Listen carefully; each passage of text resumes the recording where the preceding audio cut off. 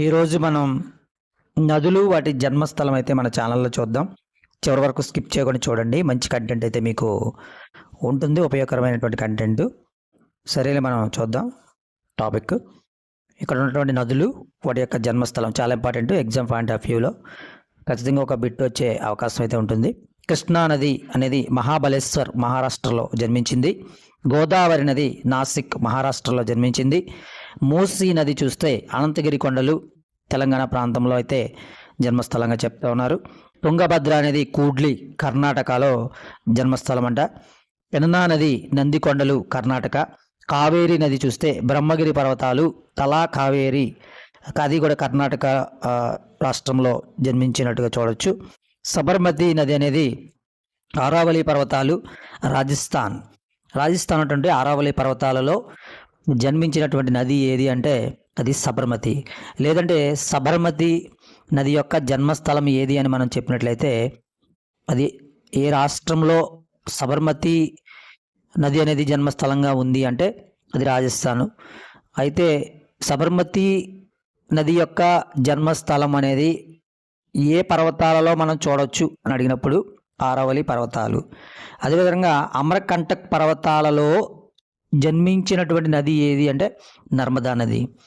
అయితే నర్మదా నది జన్మస్థలం కలిగినటువంటి రాష్ట్రం ఏది అంటే మధ్యప్రదేశ్.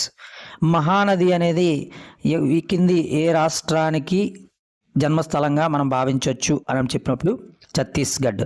అది కూడా అమర్కంటక్ అనేటువంటి పీఠభూమిలో యొక్క నది యొక్క జన్మస్థలంగా మనం చెప్పవచ్చు. తపతి నది అనేది ఏ పర్వతాలలో ఉంది, ఏ పర్వతాల నుంచి జన్మస్థలంగా మనం భావించవచ్చు అంటే సాత్పురా పర్వతాలు.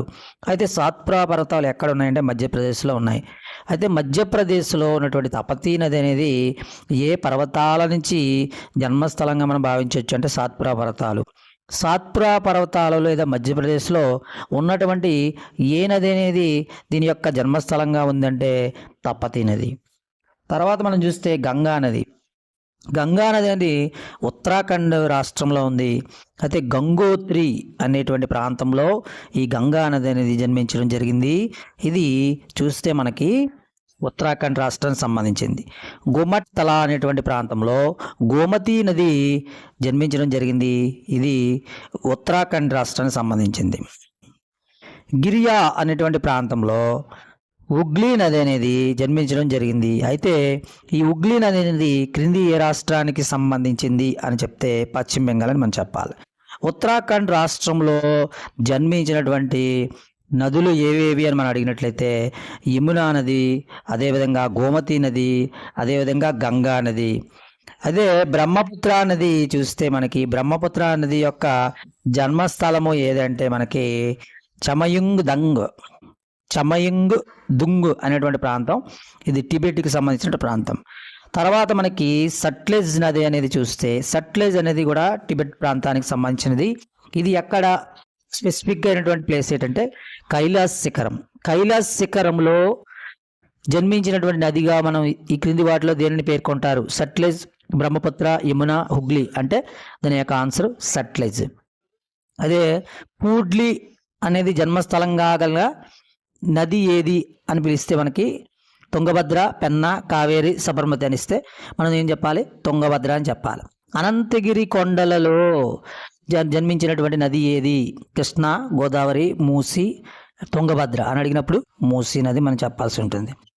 అయితే గంగోత్రి ప్రాంతంలో జన్మించినటువంటి గంగా నది క్రింది ఏ రాష్ట్రాలలో జన్మస్థలంగా మనం భావించవచ్చు అని అడిగితే ఛత్తీస్గఢ్, మధ్యప్రదేశ్, ఉత్తరాఖండ్, పశ్చిమ బెంగాల్ అని అడిగినప్పుడు దీని యొక్క సమాధానం ఉత్తరాఖండ్. ఇలాగా ఏ రకంగా మనం అడిగినప్పటికీ కూడా ఈ యొక్క బిట్స్ అయితే మనం చేయాల్సి ఉంటుంది. కాబట్టి మీరు ఈ రకంగా ప్రిపేర్ అవ్వాల్సి ఉంటుంది. అదేంటంటే పారాగ్రాఫ్ పాయింట్ కానీ లేదంటే బిట్ పాయింట్ ఆఫ్ వ్యూలో కానీ మీరు ప్రిపేర్ అవ్వండి.